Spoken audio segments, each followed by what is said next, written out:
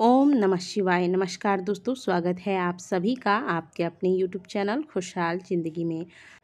दोस्तों, आज के वीडियो में बात करेंगे पितृपक्ष के बारे में। पितृपक्ष यानी कि श्राद्ध पक्ष, वो समय जब हम अपने पितरों के प्रति अपनी श्रद्धा को प्रकट करते हैं। पितृ यानी कि जब हमारे परिवार में, हमारे कुल में कोई स्त्री या पुरुष सदस्य की मृत्यु हो जाती है, मृत्यु के उपरांत वह पितृ कहलाते हैं।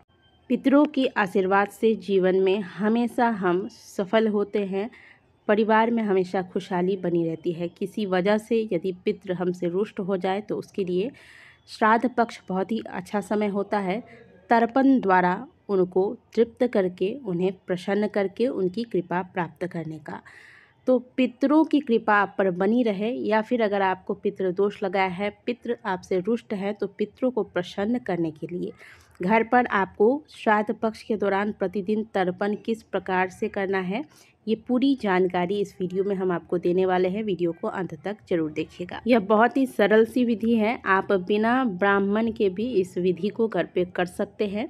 वैसे तो ब्राह्मण के द्वारा अगर तर्पण कराया जाए तो यह सबसे उचित, सबसे अच्छा होता है, लेकिन अगर ब्राह्मण आपके आसपास उपलब्ध नहीं है या फिर प्रतिदिन ब्राह्मण के द्वारा आप नहीं करवा सकते, तो आप स्वयं से घर में किस प्रकार से तर्पण करेंगे, ये पूरी जानकारी वीडियो में आपको मिलेगी। वीडियो को अंत तक देखिएगा।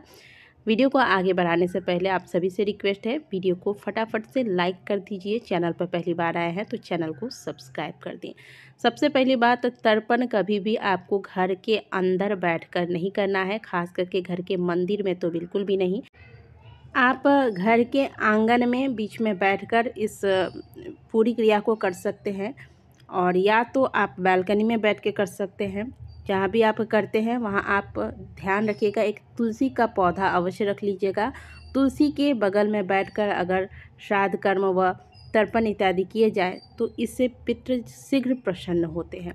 तो चलिए जानते हैं कि आपको घर में स्वयं से तर्पण करने के लिए किन किन चीज़ों की आवश्यकता होगी।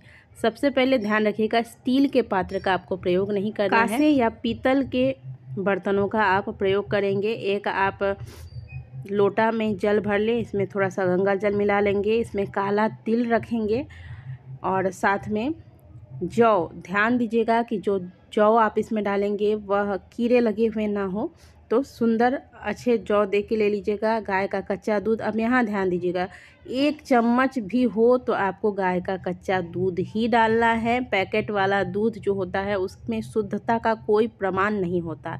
और पितृपक्ष में इस बात का ध्यान रखिएगा, भले आपके पास नहीं है दूध आप मत डालिए, लेकिन आप पैकेट वाले दूध या फिर भैंस के दूध का प्रयोग मत कीजिएगा। गाय का कच्चा दूध ही पितृपक्ष में आपको प्रयोग करना है, ठीक है। अब इसी जल में आपको सफ़ेद पुष्प डाल देने हैं कुछ, और सबसे पहले जब आप स्नान कर लेते हैं तो सूर्य देव को अर्घ दें। सूर्य देव को अर्घ देने वाले जल में आप थोड़ा सा काला तिल चौल डालकर इस जल से भगवान सूर्य को अर्घ दें और सूर्य देव से पितरों की आत्मा शांति के लिए प्रार्थना करें।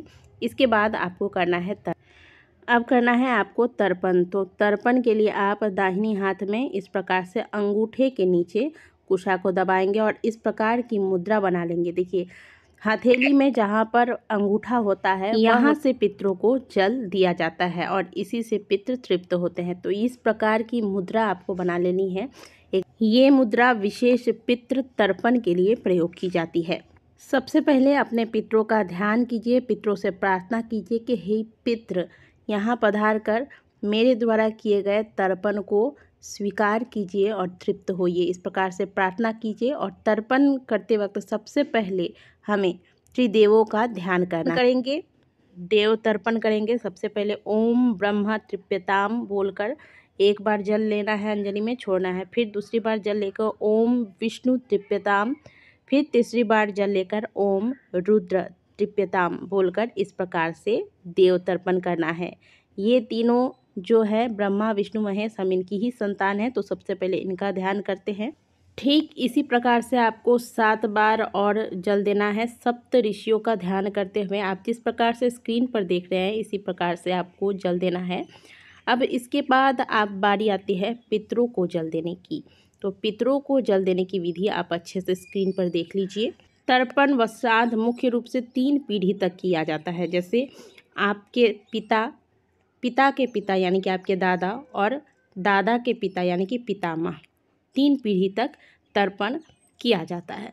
तो अगर आपके यहाँ ये तीनों ही पितृ बन गए हैं, पिता, दादा, परदादा, तो आप ऐसे में सबसे पहले परदादा का नाम लीजिए, उनका गोत्र बोलिए और फिर त्रिपिताम बोलकर यह जल अंगूठे के तरफ से आपको पात्र में छोड़ना है। जैसे आप स्क्रीन पर देख रहे हैं, एक बार फिर से जल लीजिएगा, फिर पितामह का नाम लेकर उनका गोत्र बोलकर यह जल अंगूठे के साइड से पात्र में त्रिपिताम बोलकर छोड़ना है। इस प्रकार से 3 बार, एक एक व्यक्ति के लिए 3-3 बार अंजनी से आपको जल छोड़ना है और प्रत्येक बार में उनका नाम गोत्र बोलकर त्रिपिताम बोलकर यह जल आपको पात्र में छोड़ना है।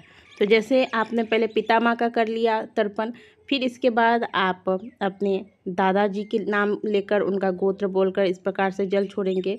फिर 3 बार इसी प्रकार से करना है और प्रत्येक बार में त्रिपिताम बोलना है, उनका नाम गोत्र बोलकर। तो परदादा और दादा के बाद अब आप पिता के नाम पर तर्पण करेंगे। तो पिता का ध्यान कीजिएगा, पिता से प्रार्थना करिए कि हे पिताजी, आप मेरे द्वारा किए गए इस तर्पण को स्वीकार कीजिए यहाँ पधार कर।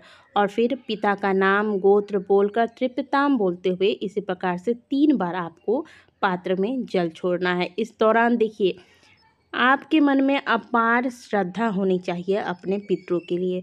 बहुत ही श्रद्धा, बहुत ही प्रेम से ऐसा मन में विचार कीजिएगा कि आपके पितृ आपके समक्ष हैं और आपके द्वारा दिए गए इस जल को स्वीकार कर रहे हैं। पूरे पितृपक्ष में इसी प्रकार से आपको तर्पण करना है। और जो श्राद्ध का तिथि है, आपके जो परिजन है, जिस दिन उनकी मृत्यु हुई है, उस तिथि अनुसार आपको उस दिन ब्राह्मण भोज, श्राद्ध इत्यादि करना है। और आज जैसे आपने तर्पण कर लिया, तर्पण करने के बाद जो घर में आपके भोजन बना है, रोटी, सब्जी, हलवा, जो भी चीज़ बनी है, उसमें से स्वयं भोजन करने से पहले एक अंश आप गौ माता को, एक कौवे को और एक अंश कुत्ते को खिलाने के बाद ही स्वयं भोजन कीजिएगा।